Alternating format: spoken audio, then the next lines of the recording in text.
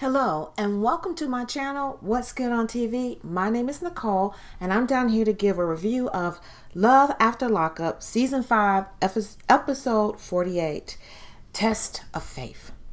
So this time I just want to do a couple by couple kind of update. So let's just kind of catch up with the couples, maybe have a little tee-hee or talk a little talk, shame a little shame. The first couple let's catch up with is Daniel and Bianca. So when we see Daniel and Bianca, they are still at the dinner with their good friends, Gator and Celeste. And it appears that Bianca is upset, and I'm not really clear on why Bianca's upset. I think it has something to do with the fact that Gator made a comment about y'all should live together or get to know each other or something like that before you get married. And she didn't like that. She felt like somehow she needed defending. I'm not real clear on what Bianca is upset about. She is very much like a toddler who gets whiny when she needs a nap and has a whole tantrum. So she's upset because of something. She shows up pretty much every time he's with his family, his friends. We don't know what's happening with Bianca. So Bianca gets upset and she decides, and she gets very whiny. No, I'm just leaving. I don't want to talk anymore. So she hops up from the table and she runs out of the restaurant into her car. She's telling production, I don't want to do this anymore. I don't want to do this anymore. Daniel does not move from the table. Daniel is sitting there like, I don't know who that was that just left the table. And they kind of talk a little bit more. And finally, Gator says, well, do you want Celeste to go check on her? And Celeste goes out and checks on her. If I was Celeste, I'd be like, absolutely not. I don't know her like that. Why am I going out here to check on her? But Celeste goes out and, Bianca says, well, I just get upset about the engagement and, all of the things. And Celeste is trying to be understanding. Yes, I understand. While Celeste is away from the table, Gator is telling Daniel, you need to run, get away from her. This ain't it. Don't do it. And they kind of joke about how, she's not as mature. Finally, Daniel does go out to the car to check on her because one of the things she was upset about too was, well, he didn't come running behind me. That's some silliness right there. So he goes out, he's checking on her. Why are we mad? What's wrong? Can you come back in and say goodbye? She's like, no, I don't want to. So he goes in to say goodbye to everyone. She can't even wait in the car for him to come back out. He is in there saying goodbye and she kind of pulls off and he wraps it up. And now he has to pay more money for an Uber to get home. And he reminds us again that she's 23 and he's 31 and he's not quite sure she's ready. The next time we get to see Bianca, she is talking to her good girlfriend who's coming out for a visit. The same good girlfriend she said that was jealous of her. She's excited to have her to herself and go out and have a good time. When we talk to the good girlfriend, she's all, how are things going? Are you sure? I don't think he's treating you right. All that kind of talk. In the confessional, the good girlfriend is saying, well, I think that he's taking advantage of her. He was just talking a good talk and he don't plan on doing a good thing. While she's out with the good girlfriend, Daniel is having a chit chat with his mom. And they're, of course, doing it on FaceTime. And he's like, well, she's out with her good friend. And the mom said, is she drinking? And I'm like, she drinking. But he says, I don't know. I'm not with her. Yes, you know she's out drinking. And of course we see her drinking because that's what she does to have a good time is she drinks. So he's telling his mom all about how he does not think that he is ready to propose to her. He doesn't think she's ready. Mom suggests, don't give the ring to her as an engagement ring. Give it to her as a promise ring. Daniel, your mama is setting you up. That is a setup. Nobody wants a promise ring. I mean, now I know she's immature and maybe she'll be giddy with that, but a real grown woman does not want a promise ring. What are you promising me? No. But Mama says, yeah, give it to her as a promise ring. First off, it's not a real engagement ring anyway because you brought it at Pluto's Closet, a consignment shop. There's that. But anyway, Mama is setting Daniel up Keep an eye on her, Daniel. Keep an eye on Mama. Mama is like, we'll get rid of her. Then we have Zariah and Troy. And it's going to be really kind of short with them. Troy is the day of the community event where they're trying to recruit and educate the community and get 50 kids to sign up for their program. Again, I'm not real clear on how this program is supposed to be working. Originally, I thought it was a program for people who were getting out of prison. But anyway, they are getting, set up for that. It's also their anniversary. But the day gets started in a horrible fashion. They come outside and it looks like the city is putting a boot on her car. And it turns out that she has like $550 worth of fines. And she needs to pay these fines. I'm thinking, how in the world do you get fined? That can't be one ticket. That cannot be one ticket. So she has to pay this money to get the boot off. Bad start to the day. Bad start to the day. It puts her in a very horrible mood.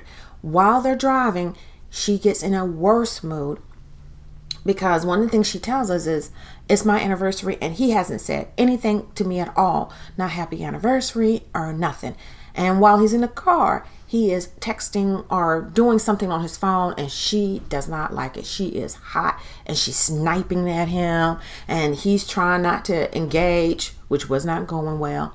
He lets her know that Yana is not bringing their daughter, but his mom is bringing the daughter. You think that would make her a little bit happier. No. She's still unhappy. Now I got to deal with Karen. I'm glad to see Karen because Karen makes it interesting. Karen is a hee-hee. So, but Karen is bringing the baby Troy and they're going to be at the train station. He's got to pick him up for the thing. And she's fussing and she's still not happy. Matter of fact, she's so annoyed that she ends up on her way to a store putting him out of the car. I was like, I don't even know how he could stand it because she's fussing at him the whole time. She sees him on the phone. Who are you texting? Who are you texting? Okay, no, you just get out. You just get out. So she gets him, she puts him out the car at one point. He has to get a ride, with production to the church.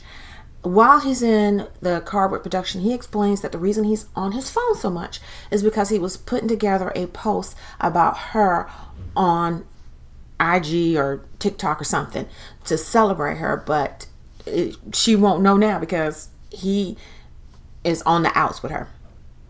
When he gets to the church, he goes into the bathroom, calls his mama, who is still at the train station, and says, hey, I'm going to come and get y'all, but can you please call Zariah? And it's weird because he was like begging his mama, like, please talk to her. You got to help me out. And I'm like, well, when did they become so close? When did Karen have such an influence on Zariah? I couldn't, it seemed like he'd have been calling her mom to say, you need to help her out. You need to help calm her down.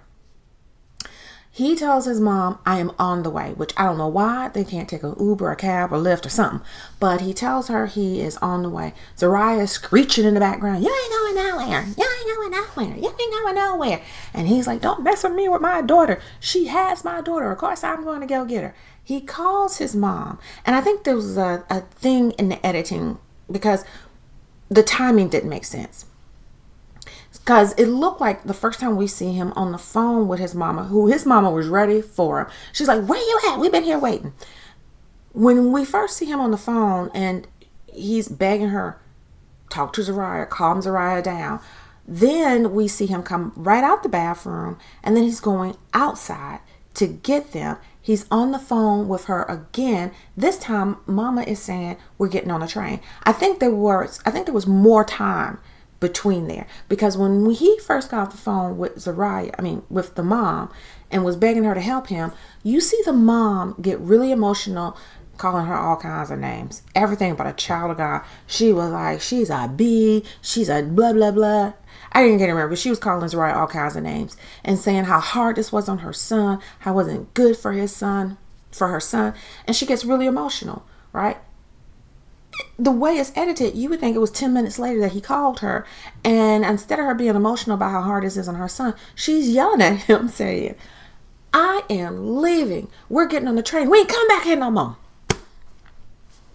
And so now he's mad at Zariah. And he stomps off and Zariah's like, we got all this stuff to do. Seriously, Troy? And I'm like, they're exhausting. They are exhausting. I don't know how their whole event came together or came off, but they are absolutely exhausted. The thing about this couple is she doesn't care anything about that daughter. And I think she made it real plain and clear today. She does not care. As long as, she and hers are okay, she is not worried about, his daughter and their relationship. And so, if he can't see it, I don't know why. If he can't see it, I don't know why. Next, we're going to check in on Brittany and Key-Rock. We see Brittany and Key-Rock, and they are driving to Houston, and they are giddy, giddy, giddy, happy, happy, happy, lots of teeth, taking picture shots of the city. So excited to be in Houston. It is their new beginning. We learned that Brittany doesn't actually have permission to move to Houston, but she has a 30-day travel pass. So they decide to go ahead and get settled in, and hopefully while she's there, it'll get kind of resolved. And so they're super happy, super excited. They move into their new apartment. They're giddy. She is got all kinds of visions. They don't have any furniture just yet, but she's like envisioning where everything is going to go and how it's going to look and what kind of lifestyle she's going to make for them. One of the reasons why Brittany is not off of probation. It sounds like Brittany could be completely off probation if she paid these people $10,000. And it's not clear she's paid any or that's what's left, but she has not paid enough to be off of her probation. And when the question was put to her about, well, okay, why haven't you paid it off? Which I'm not clear on how long Brittany has been out, but Brittany does not say, well, I haven't had enough time to kind of work and save up that money. Brittany talks about her lifestyle. Brittany says she likes nice clothes. She said, I can't go down to the Dollar Tree. I want to live a certain way. And I'm just not going to live any old kind of ways. I'm used to certain things. And I'm like, so you used to not being free? Girl, I'd rather be free than to be out here trying to have a lifestyle. I'd be like, sell this car because I need my freedom. I need to be able to move where I want to move and do how I want to do. Your priorities might be off a little bit if you feel like living a certain way and looking a certain way is more important than you actually being free. $10,000 is nothing to sneeze at. It is absolutely nothing to sneeze at. But I'd have saved up all of that money to get my freedom. But anyway, she quite didn't see it that way, which I thought was kind of interesting. And Key-Rock is like, I cannot afford to pay her probation. Because apparently, now Key-Rock might be really good with money. I don't know how much money Key-Rock got and where he got it from. But apparently, Key-Rock has been able to work and save up thousands of dollars. Anyway, that's what he has said. While they're there in their new apartment, Key-Rock's mom and her boyfriend come over. They're super happy that they're there. They're excited. We see them kind of pair off, as tend to happen with couples. And Key-Rock and the boyfriend, they are talking about how expensive it can be to live in Houston and how they need to get their money in a row. And then they're all kind of talking together. And that's when the mom and the boyfriend are saying it's going to take 2 incomes, not 1, but 2 incomes for y'all to live here. And they are kind of pushing for Brittany, you need to get a job. Brittany does not appreciate it. Brittany and Key-Rock are in this confessional and she is real indignant, like, I don't need to work. And she even turns to Key-Rock at one point and says, do I need a job, Key-Rock? Do I need to work? And Key-Rock's like, no. Yes, I think you might need to work. Key-Rock did not look like a happy person. Then the next day, they have a fight, which I feel like might have been badly staged. In the morning, Key-Rock is saying, I start my new job tomorrow. I want to rest up today. I'm exhausted from moving. It's emotionally, mentally draining. My work is hard work and I start tomorrow and I want to be well rested. I don't want to do no work today. And she is livid because she is like, why am I the only one cooking and cleaning? And, I've been up and it takes a lot to move and you're not helping to move. And I'm like, well, show us what you moving. Because that was the thing that was throwing me off a little bit. You're fussing and fighting about moving and needing help to move, but I don't see none of y'all stuff. I don't see boxes everywhere. I don't see you cleaning one pot, just one pot. She was washing one pot. How are you hot about he ain't helping me do anything? Well, I don't see anything that actually needs to be done. Apparently he put one thing in the closet and that wasn't enough. I was like, I don't think y'all got stuff. So it felt very much staged. When they were in confessional, it was just Key Rock in confessional. And when Key Rock was in confessional by himself, Key Rock let it be known, Brittany does not like to work.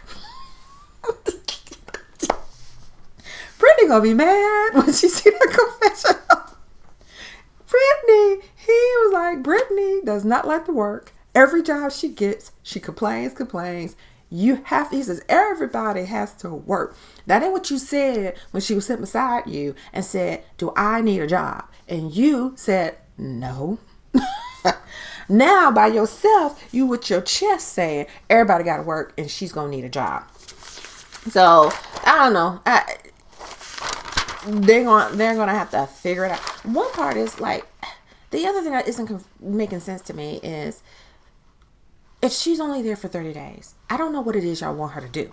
I mean, yes, you maybe get a temporary job, but would it even be worth it to get a temporary job if you're only there for 30 days? I mean, maybe you can go ahead and start applying and hoping that something open up. She didn't finish any kind of schooling. I thought the plan was for her to go there and finish up schooling. So I don't know. It feels like, an adjustment to the storyline has been made. Then we have Michael and Justine. Michael and Justine, their whole segment was in their bed, and it should have been like a whole minute. So Michael and Justine are talking about how it's little Maddie's birthday, and so they're playing with Maddie in the bed. And because after Maddie's birthday, like 2 days later, Justine is going to go into the hospital to have a baby, and they have to go ahead and tell Justine's mama that she is pregnant because Justine's mama is coming for the baby birthday party and she's going to find it out. So they want to go ahead and tell her before she gets here. Justine's mama is the truth.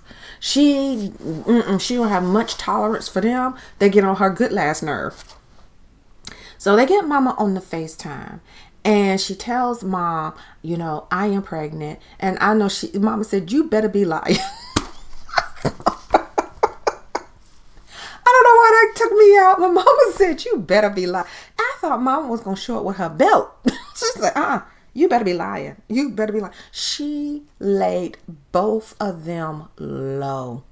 She has no tolerance for their foolery. The thing, too, that is funny about Justine's mom, well, both of them, whenever they're talking to their moms, they come off like stupid teenagers. And that's almost how they look, like way low, stupid teenagers. Mama is laying them low. I can't believe 9 kids. You didn't give your body a chance to heal. What are you thinking? And they are looking like stupid teenagers. Faces looking really, really caught up. And Mike, who's supposed to be the man of the house, instead of him being on the camera with her, yes, we are pregnant, that's what it is, that's what's happening. No, he is actually trying to stay off camera, but she turns her phone a little and the mama catches him with the camera. And the mama's like, oh, so you are there. And she lays into him. What were you doing? What were you thinking? I'll tell you what, her mama is the truth. She is funny. And again, they come off like teenagers. He tries to, his go-to is, well, we're going to you trust God. And mom was like, miss me with that. Miss me with that. But if you're going to make grown people decisions, stand in it. There ain't nothing to do but stand in it. If you're going to make grown people decisions, stand in it. So let's catch up with Tenny and Rob. Tenny and Rob has been out of prison now for 2 months, and their segment was short too. They are bowling with the children, and while they're bowling with the kids, they're actually waiting for Tenny's sister to come. They decide to have a chit chat with the children. They tell the children, how would you like to have a new sibling? The kids are like, okay, yeah. But I'm gonna tell you what, when they got those kids outside and they did the interview, both of those kids, the son said, well, I think it'd probably be best if they got settled in their jobs. It really hasn't been that much time. I'm like, these some smart kids. These kids, I think sometimes kids are smarter than their parents because they have to be. They have to be. This little boy made so much sense that maybe she should get settled in her job. Really hadn't been that much time. Smart. While they're bowling, the sister comes in. I want to say her name was Cheryl. And this is Charlene. Charlene, that's her name. It's the first time that she is meeting Rob. And so, they're hugging and everything. Tinny and Charlene don't look nothing like. When she says something to them like, well, tell me, how's it going? What's been going on? They said, oh, we just been focusing on the baby. Made for TV. We just been focusing on the baby. And they said, what? You're pregnant? Well, no, we're thinking about getting pregnant. Why would you not just talk about your new job, how you're getting used to each other? But no, you jump right to the baby talk. Her and the sister kind of go off and have a conversation because the sister gets very emotional during the conversation. And apparently when Tinny had her son, she had a medical crisis, and both her life and the child's life, the son's life, was at risk. And so the sister's like, I just don't want to lose you. It's just so scary, and I just want the best for you. And the whole time they're having this bowling, in that moment, Rob is over there like, I really miss my mama. And so he gives his mama a phone call. And we get a sense of how that's going to turn out. But they kind of make peace and come to terms. And that is all we really saw for them.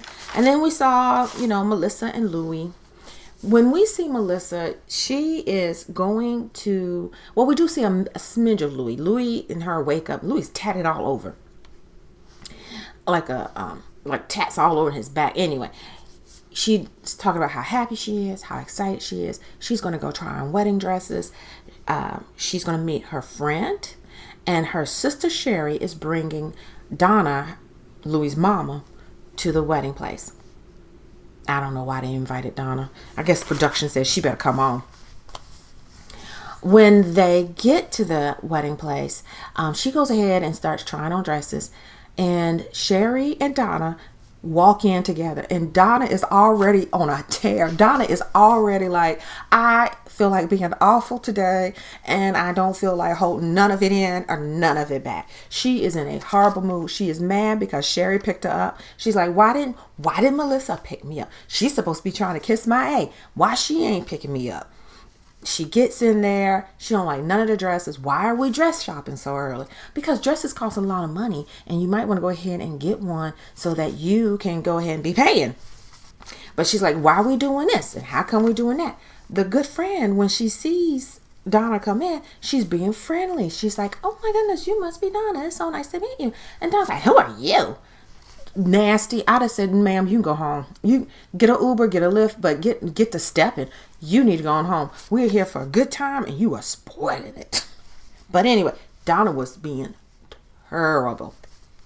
Melissa comes out in the first dress, and it is gorgeous because she has a pretty shape. So all those dresses are really made for people shaped like her. She comes out, and Donna says, you gonna wear white? Oh, no, nasty. Nasty.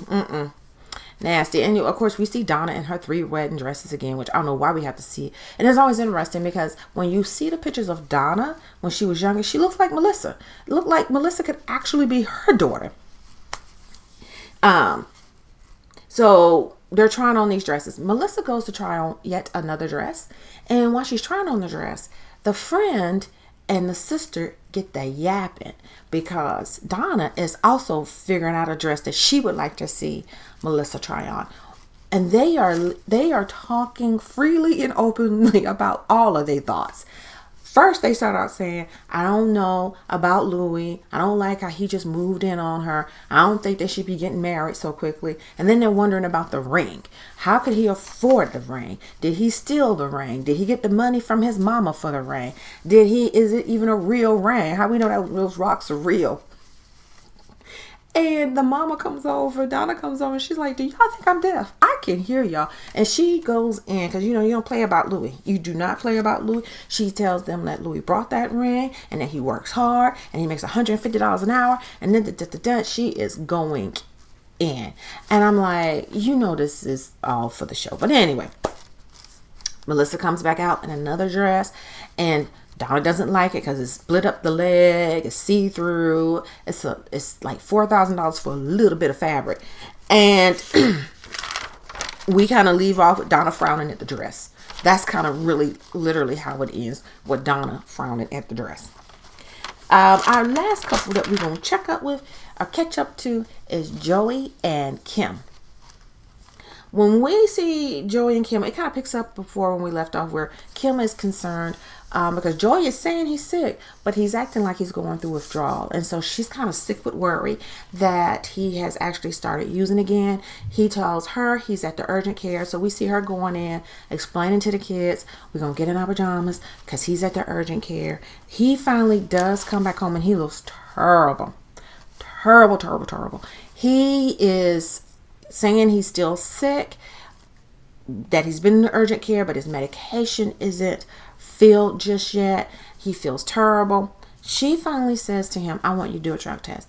If you want me to trust you, I need you to do this drug test for me, and then I will stop questioning you about things. So please do this drug test. He puts it off, puts it off, puts it off, puts it off. And then he agrees to take the drug test. And then he drags his feet, drags his feet, drags his feet. I can't pee. I don't have any pee. I can't do it. I just went to the bathroom 30 minutes ago. Okay, well, I need some water. Okay, well, I need some juice. Then he drinks the juice right out the bottle.